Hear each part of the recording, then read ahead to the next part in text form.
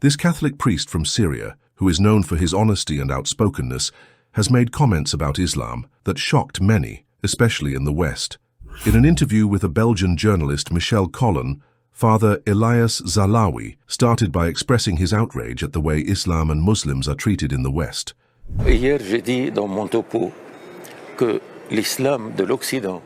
Yesterday I said in my presentation that Islam presented in the West has nothing to do with the real Islam. You Westerners have unfortunately had the genius to create a Muslim society within your Western societies, a society which is closed in on itself. You have not given Muslims the opportunity to integrate, to live with you as part of you. You have let them do the work that your fellow citizens were unwilling to do. And over time, these Muslim societies closed in on themselves, weighed down by an inferiority complex, have become a time bomb. In fact, based on stereotypes and prejudices, Western media have strongly described Muslims as either fanatics, primitive, or an enemy of the West. But is Islam really an enemy of the West? To understand whether Islam is an enemy of the West, it is essential to evaluate who indeed can be called an enemy and to what extent. An enemy is basically someone that has an ulterior motive to harm another and whose activities are meant to harm another. But this has never been the case for Islam. Of course, Islam is a way of life that has rejected imported Western ideologies and has always tried to protect itself against the invasion of Western values. But this does not mean that Islam is an enemy of the West, because Islam neither propagates hatred against the West nor entertains any ulterior motive to harm the West.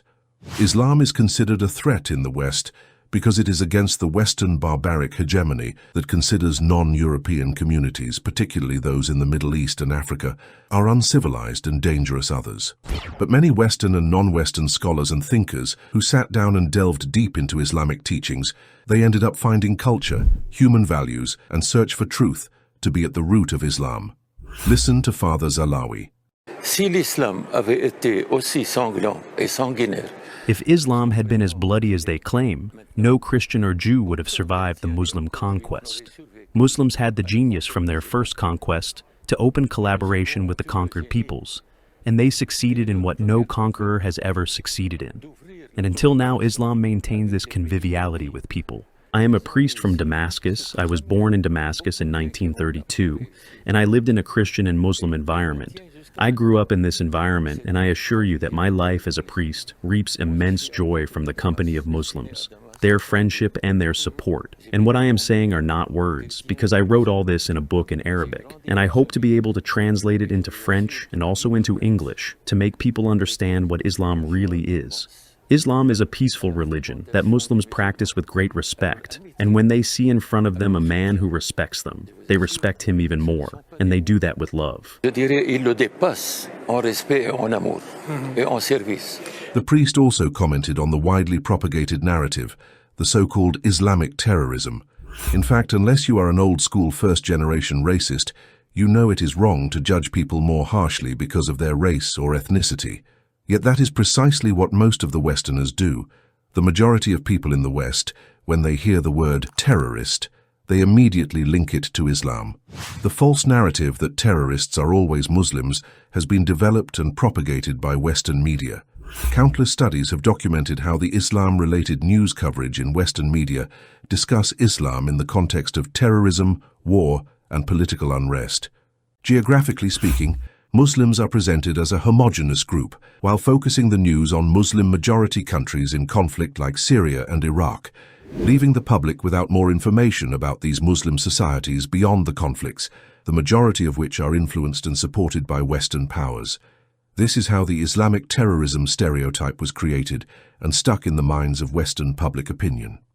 Et ce que l'Occident a créé aujourd'hui de toutes pièces, comme je l'ai dit hier, de ce qu'ils appellent le terrorisme musulman. And the Western term, Islamic terrorism, is a strictly Western fabrication from scratch, and it has never existed in Islam. It's a fabrication that has a lot of impact and has already had an impact on Western societies. The term jihad has also been used to supposedly subdue the Middle East and to reduce it to a region where tribes are killing each other. Their objective is to make sure there is not a single state in the Middle East which is stable. And Islam has never known this kind of instability, even in the most despotic periods. Même dans les périodes les plus despotiques.